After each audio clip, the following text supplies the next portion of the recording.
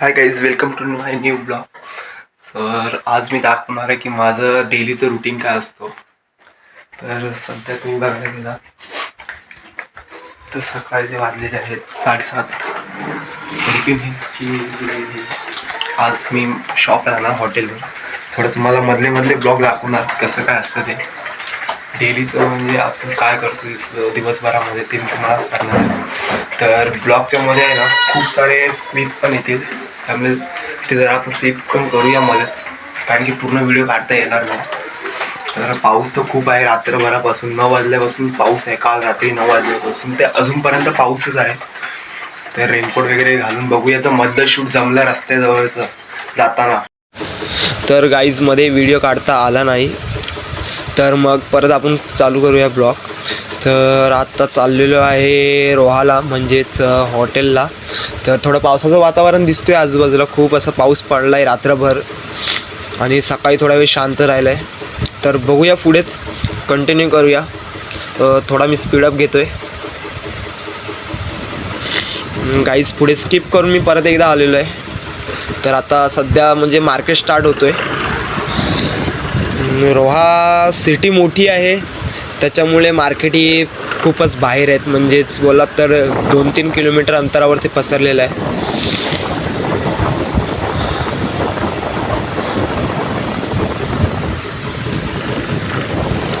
तर रस्त्याला गाई वगैरे खूप आहेत, खूप कुत्रे वगैरे येतात, कारण की पावसाचे दिवस असतात.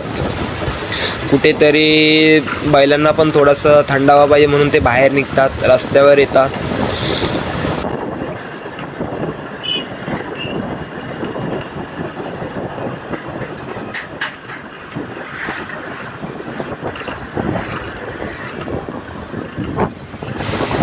तर आपण आता मार्केटमध्ये एंटर करत आहोत. थोड्याच वेळात हॉटेलला पोचणार आहोत. तुम्हाला दाखवतो रोजचं काय रुटीन असतो, काय करतो हॉटेलमध्ये.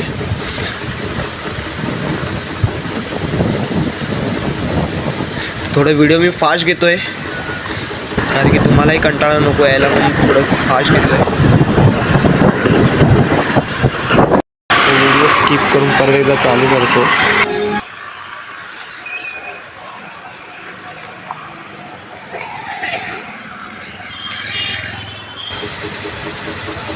तर आता आपण हॉटेलला पोचलेलो आहे. तुम्हाला दाखवतो कसं आहे हॉटेल. आडवी बाजारपेठ अंबिका ज्वेलर्सच्या पुढे आपला शॉप आहे, तर तुम्ही नक्की विजिट करा. तर आता थोडे कस्टमर आहेत, म्हणजे 2 टेबलमध्ये आहेत, 2-3. तर काकाने विचारलं काय पाहिजे. तर काकानी ऑर्डर दिलेले 2 सिंगल रस्सेवड्याची, तर त्यांना आता एक्स्ट्रा पाव दिलेला आहे.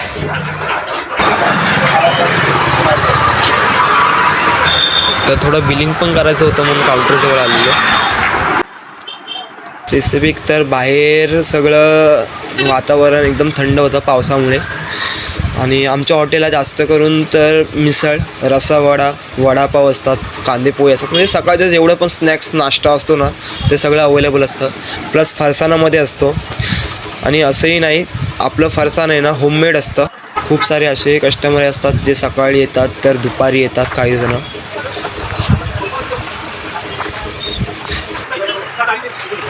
तर जास्त कस्टमर नव्हते, तरी थोडं बिझी शेड्यूल होतं, त्यामुळे थोडा व्हिडिओ स्किप केला मध्ये. आता बिलिंगला आलेले आहेत काका.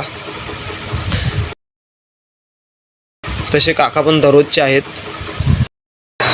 मराठी माणूसात दुकान सोडून आला, जिद्द सोडून आला. आम्ही एवढं ते भयंकर. तर गाईज ते बोलत होते की मराठी माणूस कसा पुढे गेला पाहिजे, त्याच्याबद्दल सांगत होते. ते थोडे जोक्स वगैरे झाले काकांच्यात आणि माझ्यामध्ये. त्याच्यानंतर मम्मी विचारत होती काय झालं, काय बोलत होते, तर मी त्यांना सांगत होतो सगळं. तर एक कस्टमर आलेला, 1/2 किलो फरसाण पाहिजे होता मिसळसाठी, कारण की सकाळी जास्त करून फॅमिली फंक्शन किंवा काही प्रोग्राम झालं फॅमिलीमध्ये तर त्यांना फरसाण हवं असतो. तो मिसळचा फरसाण घेऊन जातो आहे, कारण की होममेड असल्यामुळे जास्त करून कस्टमर तर मिसळचाच फरसाण घेतात, सर्व गाठी, पापडी, शेव वगैरे. तर तुम्हाला मग पाहिजे असेल तर नक्की विजिट करा हॉटेलला. तसंच होममेड खाजा झालं, म्हैसूर झालं, बुंदीचे लाडू झाले, मोतीचूर लाडू झाले, असे वेगवेगळे पदार्थ जे गोड पदार्थ असतात ते सुद्धा बनवले जातात. ऑर्डरप्रमाणे. तर नक्की तुम्ही व्हिजिट करा एकदा, आस्वाद घ्या. तर गाईच काका आलेले, तर काकांना बोलत होतो की गाडीच्या पाठी बॅनर लावाल. उपकारवाड्याचा बॅनर बनवतो. नाही नाही नाही ते धंदा माझ्या रिक्षा स्टँडला तुला हे पण सांगतो, रिक्षावाले येतात, अमुक येतात, ते कॅन्टीनवाले येतात, बॅनरला अजिबात नाही. अहो नाना 500 रुपये देतो वरती, अजिबात नाही. आणि तसेच काकांमध्येही थोडे जोक झालेले.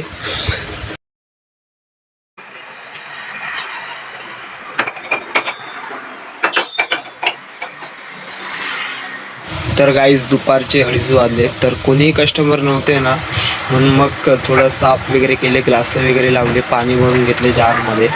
कारण ते दुपारच्या टायमामध्ये एवढं कोण नसतं, एखाद दुसरा आलं तर म्हणून सगळं सेटअप वगैरे. तर गाईज तुम्हाला जमलं तर लगेच व्हिजिट करा तुम्ही एकदा हॉटेलला.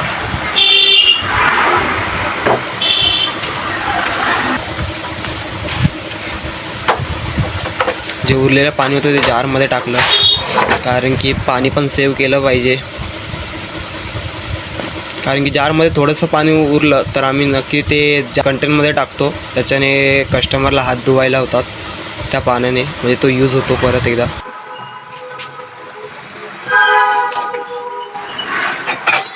सगळी ग्लासं लावली, पाणी भरलं, थोडं टेबल वगैरे साफ केले, खुर्च्या साफ केल्या.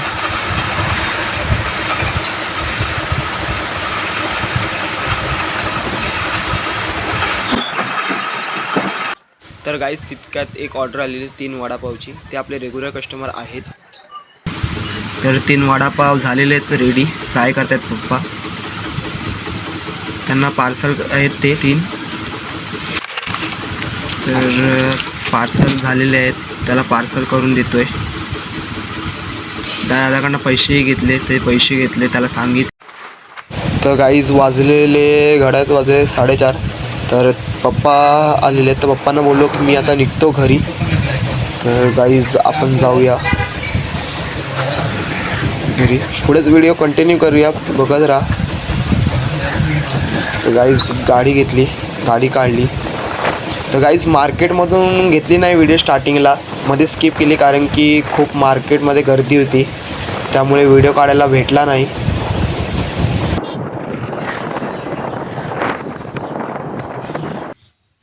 तर गाईज थोडा व्हिडिओ स्पीडअप करतोय.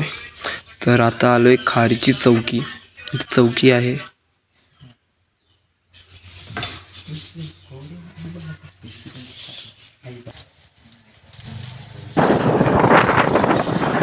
तर गाईज पेट्रोल टाकायचं होतं गाडीमध्ये, त्यामुळे पेट्रोल पंपावर गेलो, पेट्रोल टाकलं 200चा, बघू शकता.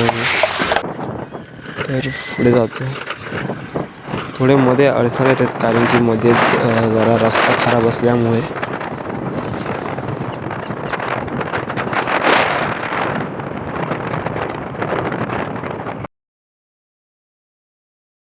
तर गाईज तितक्यात आपल्याला भेटलेले आहेत दीपू भाई.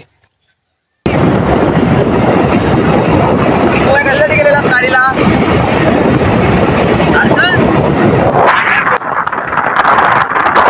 दीपूबाई काहीच बोलत नव्हते, फक्त ते बोलत होते की फोटो काढ म्हणून. तर तुम्ही व्हिडिओ चालू ठेवला. तर ते आपल्याला खारी इथे भेटलेले, कारण की त्याला इथे काम भेटलेलं आणि तो खारीला असंच गेलेला नाश्ता आणायला.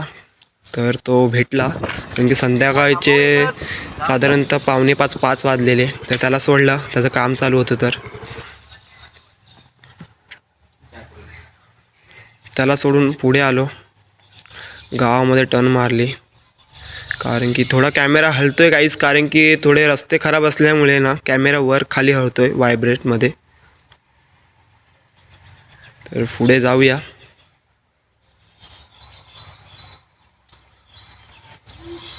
तर ढगाळ असं वातावरण झालेलं, तर असं वाटत होतं की आजही रात्री पाऊस पडेल व जोरात, कारण की वातावरण तसं होतं.